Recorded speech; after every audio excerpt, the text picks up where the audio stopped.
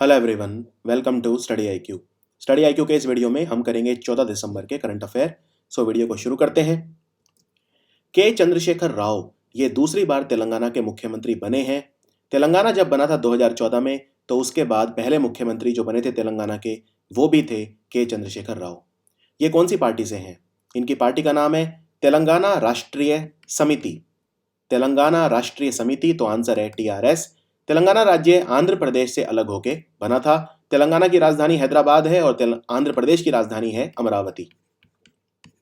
एक बार आपको बता दूं, अमरावती में आंध्र प्रदेश पहला जस्टिस सिटी बना रहा है। इंडिया का पहला न्यायिक शहर बन रहा है आंध्र प्रदेश के अमरावती में। जोरमथांगा ये मिजोरम के नए मुख्यमंत्री होंगे। इससे पहले ये कितनी बार मुख्यमंत्री रह चुके हैं? ये लगातार 2 बार मुख्यमंत्री थे, 1998 से 2008 तक, 10 साल के लिए, यानी 2 टर्म्स। तो इसका आंसर है 2। और अब ये तीसरी बार मुख्यमंत्री बन रहे हैं मिजोरम के। इनकी पार्टी का नाम है मिजो नेशनल फ्रंट।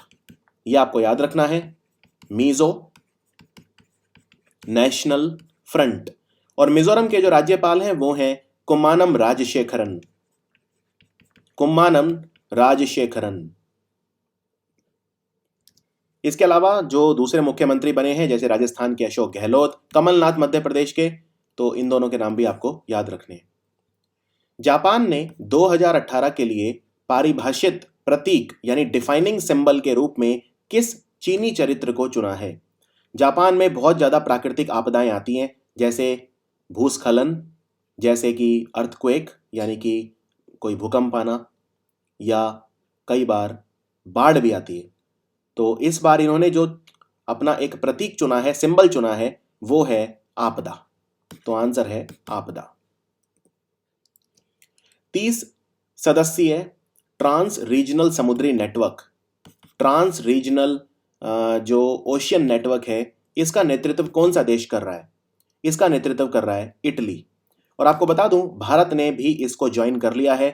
भारत ने समझौते पर हस्ताक्षर कर दिए हैं और ये इटली की राजधानी रोम में हुआ। इस समझौते से क्या होगा? इस समझौते से भारत को हिंद महासागर क्षेत्र से गुजरने वाले जहाजों पर जानकारी मिलेगी। अगर कोई जहाज कोई संदिग्ध गतिविधि कर रहा है तो भारत को तुरंत उसकी जानकारी प्रदान की जाएगी।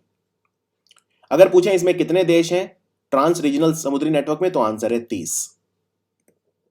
भारतीय नौसेना ने अपना पहला डीप सबमर्जेंस रेस्क्यू वाहन सिस्टम को अपने किस नौसेना डॉकयार्ड में शामिल करा है? कहां पर रखा है डीप सबमर्जेंस रेस्क्यू व्हीकल को? इसको रखा गया है मुंबई में। सो आंसर है इसका मुंबई। और जो इंडियन नेवी है उसके आपको कमेंट्स में लिख के बताना है कि कितने कमांड हैं उसके, और उन कमांड्स का मुख्यालय कहां पर है। ये आपको आज का क्वेश्चन है, कमेंट्स में लिख के बताना है। किस उच्च न्यायालय ने केंद्र सरकार से एक कानून लाने को कहा है जिसमें अफगानिस्तान, बांग्लादेश और पाकिस्तान में धार्मिक और जातीय अल्पसंख्यक समुदायों को, जो लोग हैं वहां पे, इन अल्पसंख्यक समुदायों के, उनको भारत में रहने की अनुमति दी जाए? तो इन देशों में जो भी अल्पसंख्यक है उनकी हालत बहुत अच्छी नहीं है, उनके साथ कई तरह के भेदभाव देखे जाते हैं। तो इसलिए ये कहा है मेघालय के उच्च न्यायालय ने। सो आंसर है मेघालय। मेघालय के उच्च न्यायालय ने यह कहा है कि हिंदू, सिख, जैन, बुद्धिस्ट, पारसी, क्रिश्चियन, ये सब जो समुदाय हैं दूसरे देशों में जो वहां पे अल्पसंख्यक हैं, उनको भारत में रहने के लिए अनुमति दी जाए। एशियाई विकास बैंक ने अपनी रिपोर्ट जिसका नाम है एशियाई विकास आउटलुक, उसमें भारतीय वित्त वर्ष 2019 यानी कि 1 अप्रैल 2018 से 31 मार्च 2019 तक का जो वित्तीय वर्ष है, इसके लिए विकास दर कितने प्रतिशत अनुमानित करी है? यानी भारत की ग्रोथ रेट कितनी होगी, विकास दर कितनी होगी 2018-2019 वित्तीय वर्ष में? भारत की ग्रोथ रेट होगी 7.3%। सो आंसर है 7.3। और एशियाई विकास बैंक जो है, इसके जो प्रेसिडेंट है वो है ताकेहिको नकाओ। Takehiko Nakao. और इसका मुख्यालय है फिलीपींस की राजधानी मनीला में। ITTF जो इंटरनेशनल टेबल टेनिस फेडरेशन है, उन्होंने breakthrough table tennis star का खिताब किस भारतीय खिलाड़ी को दिया है? और अवार्ड पाने वाली ये पहली भारतीय खिलाड़ी हैं। इनका नाम है मनिका बत्रा। मनिका बत्रा को मिला है breakthrough table tennis star award. और अंतर्राष्ट्रीय टेबल टेनिस फेडरेशन को बोलते हैं ITTF। इसका मुख्यालय है लॉजेन में। लॉजेन। लॉजेन शहर कहाँ है? ये स्विट्जरलैंड में है और लॉजेन में ही मुख्यालय है इंटरनेशनल ओलंपिक एसोसिएशन का, अंतर्राष्ट्रीय ओलंपिक संघ का। इसके अलावा ITTF को आपको IAAF से कंफ्यूज नहीं करना है और ना ही ISSF से कंफ्यूज करना है। IAF एथलेटिक्स के लिए होती है और इसका मुख्यालय है मोनाको में, और ISSF जो है ये शूटिंग फेडरेशन है, इसका मुख्यालय है म्यूनिक में जो जर्मनी में है। हाल ही में जारी हुई जलवायु परिवर्तन प्रदर्शन सूचकांक में भारत का स्थान क्या रहा? इसको बोलते हैं क्लाइमेट चेंज परफॉर्मेंस इंडेक्स। इसमें भारत का स्थान रहा 11वां। नंबर 1 पे जो देश रहा इसमें वो रहा स्वीडन, और इसमें जो आखिरी पोजीशन है वो मिली सऊदी अरब को। तो लास्ट पोजीशन थी 60 और वो मिली सऊदी अरब को, और सऊदी अरब को इसलिए मिली क्योंकि सऊदी अरब बिल्कुल भी जलवायु परिवर्तन की परवाह ना करते हुए अपने जो मंसूबे हैं उनको कामयाब कर रहा है। भारत का स्थान रहा 11, जो कि काफी अच्छा रैंक माना जाएगा। किस उच्च न्यायालय ने पूरे देश में ई फार्मासिस्टों द्वारा ऑनलाइन दवाइयों की बिक्री पर प्रतिबंध लगाने का आदेश दिया है? देखिए, दवाइयां आप ऑनलाइन नहीं खरीद सकते, जैसे अमेजॉन से या इनसे नहीं खरीद सकते, क्योंकि बहुत सारी दवाइयां ऐसी हैं जो प्रतिबंधित हैं और उनको डॉक्टर की पर्ची के बिना जो है वो खरीदा नहीं जा सकता। इन्हें हम बोलते हैं शेड्यूल H ड्रग्स। ये याद रखिए, शेड्यूल H वो दवाइयां हैं जिन्हें बिना प्रिस्क्रिप्शन के आप नहीं खरीद सकते। तो ये दवाइयां भी लोग ऑनलाइन खरीद सकते हैं और इनका मिस यूज कर सकते हैं। तो दिल्ली हाई कोर्ट ने कहा है कि आप ऑनलाइन जो दवाइयां हैं वो नहीं बेच सकते। लेखा परीक्षकों के संयुक्त राष्ट्र पैनल, जिसे बोलते हैं UN पैनल ऑफ ऑडिटर, का उपाध्यक्ष यानी वाइस चेयरमैन किसे नियुक्त किया गया है? ये एक भारतीय को किया गया है। इनका नाम है राजीव महर्षि। और राजीव महर्षि कौन है? राजीव महर्षि हैं भारत के कंट्रोलर एंड ऑडिटर जनरल। याद रखिए, भारत के नियंत्रक और महालेखा परीक्षक यानी कि कंट्रोलर एंड ऑडिटर जनरल है राजीव महर्षि। स्टॉकहोम अंतरराष्ट्रीय शांति अनुसंधान संस्थान, जिसे बोलते हैं सिप्री, स्टॉकहोम में है, स्वीडन की राजधानी। Stockholm International Peace Research Institute की रिपोर्ट के अनुसार हथियार उत्पादन में कौन सा देश दुनिया का दूसरा सबसे बड़ा देश बनकर उभरा है? हथियार उत्पादन में दूसरे नंबर पे है रूस। रूस, याद रखिए। और पहले नंबर पे सब जानते हैं अमेरिका है, दूसरे नंबर पे है रूस। 115वां अखिल भारतीय Aga Khan gold cup hockey tournament किसने जीता? यह टूर्नामेंट सेल हॉकी एकेडमी ने जीता। सेल मतलब steel authority of India limited, जो कि एक महारत्न कंपनी है। क्या आप कमेंट्स में लिख के बता सकते हैं कि जो सेल कंपनी है इसके महानिदेशक कौन है? देखते हैं कौन बताता है कमेंट्स में लिख के। और ये फाइनल हुआ कहां था? यह हुआ था मेजर ध्यानचंद हॉकी स्टेडियम नई दिल्ली में। और सेल हॉकी एकेडमी ने फाइनल में किसे हराया? इन्होंने हराया आर्मी 11 दानापुर को, यानी सेना एकादश दानापुर। टाइम मैगजीन ने किस पत्रकार को पर्सन ऑफ द ईयर चुना है?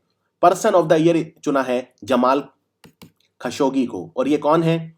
ये एक पत्रकार हैं जो अमेरिका के नागरिक थे और सऊदी अरब के खिलाफ लिखते थे। तो सऊदी अरब के राजा सलमान ने इनको मरवा दिया, इनका मर्डर करवा दिया, और ये मर्डर करवाया तुर्की में।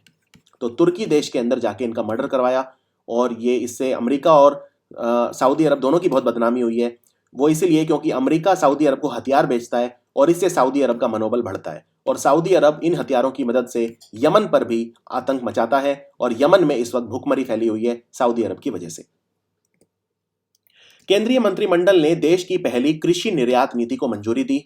इस नीति का मकसद किस वर्ष तक कृषि उत्पादों का निर्यात $60 अरब करना है? Very important question.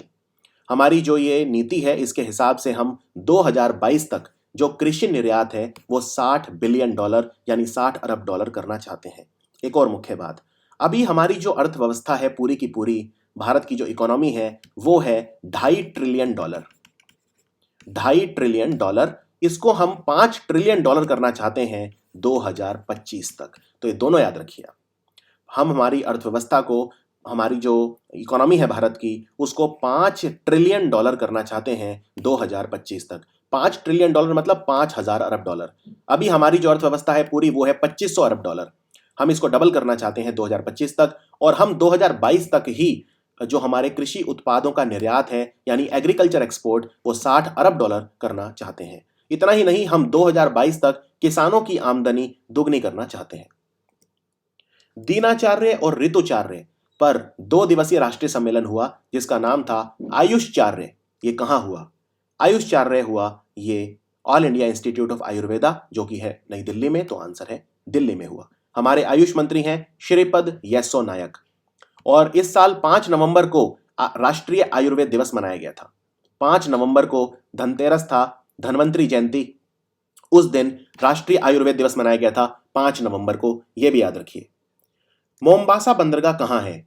मोम्बासा बंदरगाह बहुत बड़ा बंदरगाह है और यह है केन्या में। केन्या में है मोम्बासा बंदरगाह। चांगू झील कौन से राज्य में है? यह एक कठिन सवाल है स्टैटिक जीके का। चांगू झील है सिक्किम में, तो आंसर है सिक्किम।